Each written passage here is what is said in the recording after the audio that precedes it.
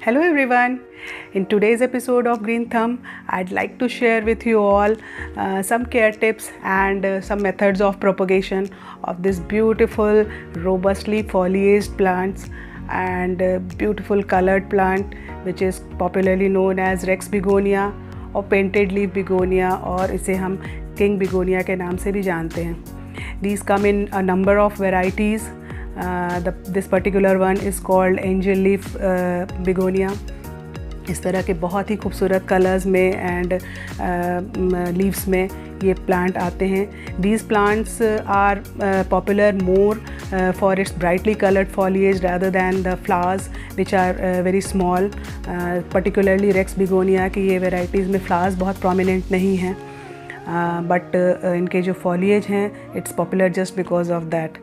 The leaves come out from the rhizomes जो कि इनके जड़ों के नीचे होते हैं and having vein like ruffle like look with splotches, spots, streaks as you can see, streaks on the margin बहुत ही खूबसूरत लगते हैं. These can be also used as basket plants to add robust colors to the arrangement, flower arrangement. Their size varies from 12 inches to 24 inches and create a sort of clumpy look as the foliage grow tightly packed. इनके जो leaves निकल कर आते हैं इन्हें देखिए काफ़ी closely निकल के आते हैं स्टेम से और दस making it look dense and Fuller.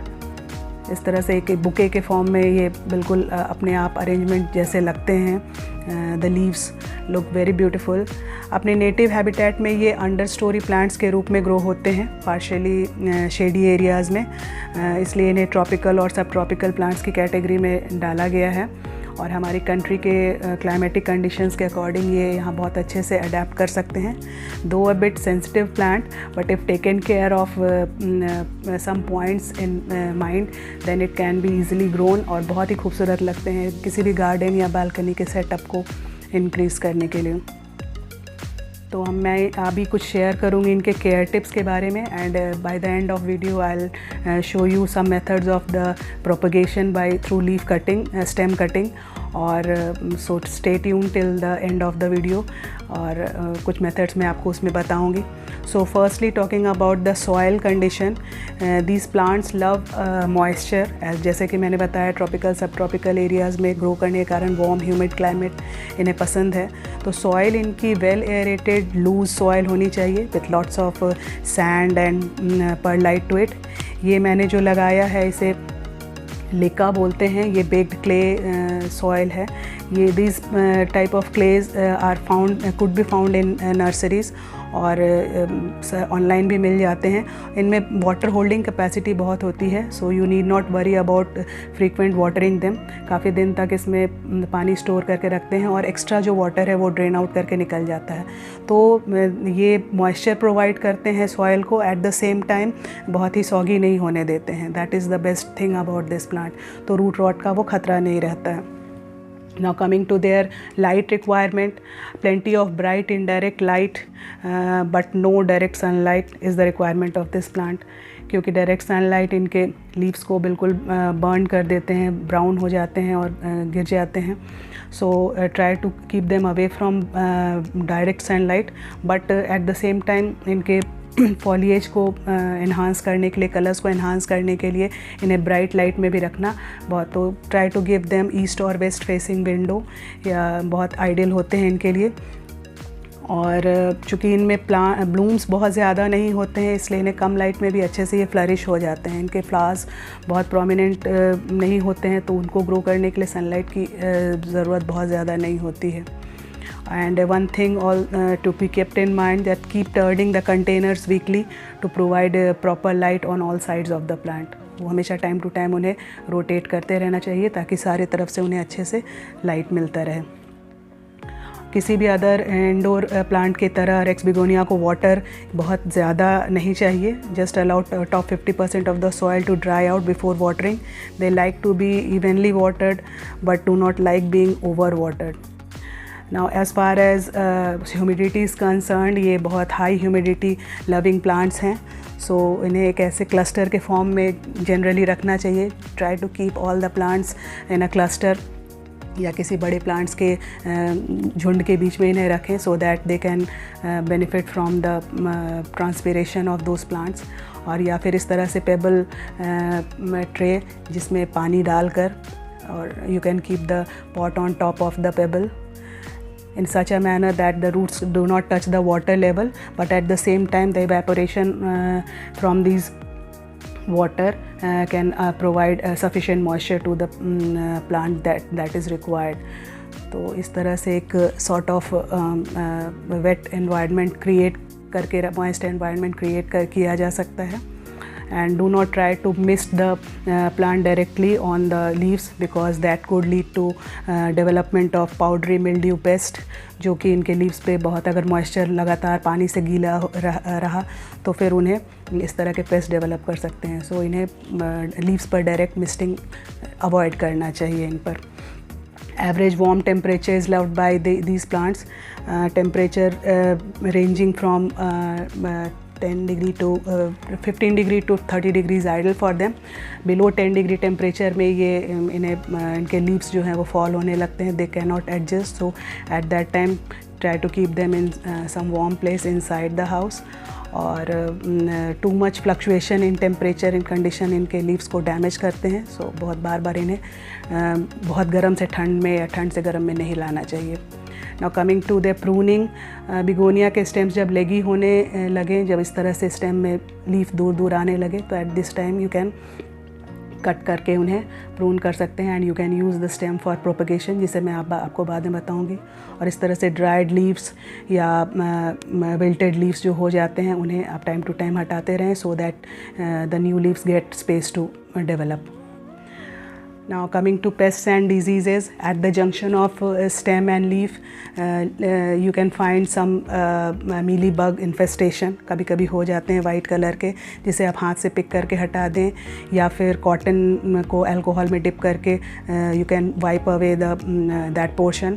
और बेटर स्टिल अगर ज़्यादा इन्फेस्टेशन है तो 5 मिलीलीटर नीम ऑयल में a few drops of mild liquid soap मिलाकर 1 लीटर वाटर में स्प्रे कर दें। Since they love humidity, they are prone to get infected by fungal or bacterial diseases, so never spray water directly on the leaves. ये बात बहुत ध्यान रखने की है। होममेड फंजीसाइड में 1 टेबलस्पून बेकिंग सोडा में एक स्मॉल लिक्विड डिश वॉश को मिक्स करके पानी में उसे भी स्प्रे किया जा सकता है। Now I'll try to show you how to propagate begonia through stem cutting, which is the easiest method to propagate them. जब पुराने प्लांट के इस तरह के स्टेम लेगी हो रहे हों तो you can prune it as well as get a section of stem for propagation as well. Pruning करने से उनके ओल्ड वाले जो ब्रांचेस हैं उसमें काफ़ी सारे नए ब्रांचेस आ जाते हैं, and you'll get a section for propagation as well. Use a properly clean shear to cut the किसी भी इस तरह से नोट के जस्ट नीचे से उसे कट करें और नीचे के कुछ लीव्स को रिमूव कर लें, so that you can get at least 2 to 3 nodes to be inserted inside the soil. इस तरह से 2-3 नोट्स होने चाहिए नीचे में, और एक प्रॉपर ड्रेनिंग सॉइल लें जिस तरह से मैंने आपको बताया है, विथ लॉट्स ऑफ सैंड और परलाइट, ताकि वो रूट्स मॉइस्चर भी प्रोवाइड करे। कोकोपीट का भी मिक्सचर होना चाहिए, so that they provide moisture as well as drain भी हो जाए अच्छे से। Add a little bit of water to it. Now ये जो हमने लीफ को अलग किया था उस पेटियोल के साथ, उसे भी प्रोपगेट करने के लिए मैं एक मेथड दिखा रही हूँ। Use the same potting mix जैसे मैंने आपको बताया था। Just try to avoid take the soil without any organic matter, क्योंकि इस टाइम पे इन्हें ऑर्गेनिक मैटर की बहुत ज़रूरत नहीं है और वो स्टेम को रॉट भी कर देंगे। सो जस्ट कोकोपीट, परलाइट और सैंड का मिक्सचर लेकर, now take a healthy leaf with petiole जो हमने जैसे कट की थी।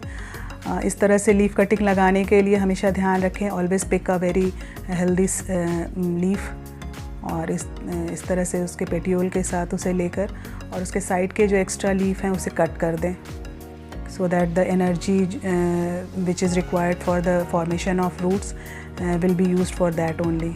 एक्स्ट्रा लीफ बहुत ज़्यादा एनर्जी उनके वेस्ट करेंगे।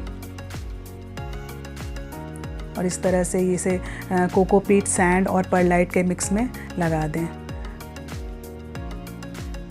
ये दूसरे वाले प्लांट से भी मैं एक लीफ लेकर हमेशा कट करें उसे, पेटियोल जो स्टेम जहाँ से वो अटैच्ड है उस पॉइंट से उसे कट करके निकालें लीफ को, और फिर ये एक्स्ट्रा लीफ निकाल कर उसे इस तरह लगा दें। हल्का मॉइस्चर देने के लिए थोड़ा सा पानी डालें, बहुत ज़्यादा पानी इस स्टेज पे इसमें नहीं डालनी है इसे। और इसके बाद मैं आपको ये बताती हूँ एक method in order to keep the moisture intact at this stage for root formation. Will try to create a sort of green house effect which is very easy. घर पर रखे हुए किसी तरह के पॉली बैग या सीलेबल ट्रांसपेरेंट प्लास्टिक बैग में कुछ होल्स कर दें इस तरह से कट करके, और either you can cover the pot with the poly bag or you can put the entire pot।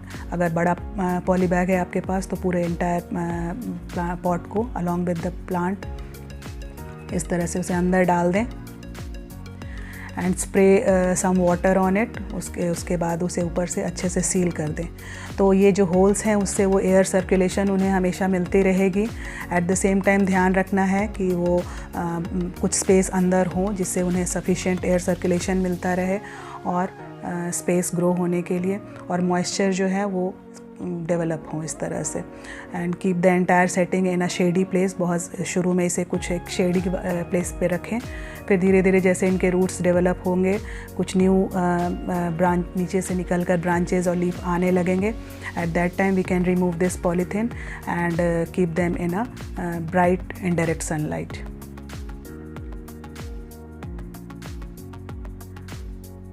इस तरह से ये सीलेबल बैग यूज़ करने से है टाइम टू टाइम एक से 2 दिन के डिफरेंस पे आप उसे खोल कर you can always spray some water to it, mist करें और फिर वापस उसे सील कर दें इस तरह से। And keep this entire setting in shady place for now. और इस तरह के सेटअप में I will try to make a video for you to show the result of this setup। Root जब फॉर्म होकर आएंगे तो आगे के किसी वीडियो में मैं आपको इसे शेयर करूँगी। So keep in touch. Though a bit sensitive plant, attention seeking plant हैं, but in order to get lovely bold colors to your garden, keep some care tips in mind and it is easy to go with begonias। Firstly जो ध्यान देने की बात है, timely watering schedule, mostly in early morning एक ही time पे डालें, बार बार change नहीं करना चाहिए, बहुत ज़्यादा ड्यूरेशन गैप नहीं होना चाहिए पानी के डालने के बीच में। Secondly, do not water or spray on foliage to avoid pest infestation. Third point, do not keep the water too wet to avoid root rot. ये सबसे बड़ा कारण है इनके ख़राब होने का, रूट रॉट के कारण, तो बहुत ज़्यादा वेट नहीं होना चाहिए। Fourth point to be kept in mind is plenty of light but no direct sunlight. Light काफ़ी सारा चाहिए बट डायरेक्ट सनलाइट से दूर। And now one point of caution in the end, since these plants contain soluble calcium oxalate which are toxic to pets, so try to keep them away from the reach of children and pets. This was all about Rex begonias. Hope you've liked the content of the video. Would always love to get your suggestions and inputs, which you can always put in comment section, and also share your experience with propagation with them. और मैं भी जो video मैं कोशिश करूँगी आगे के किसी वीडियो में आपको दिखाने की इन कटिंग्स के रिजल्ट्स का। सो keep in touch and please like and share and subscribe the channel. Thanks for watching.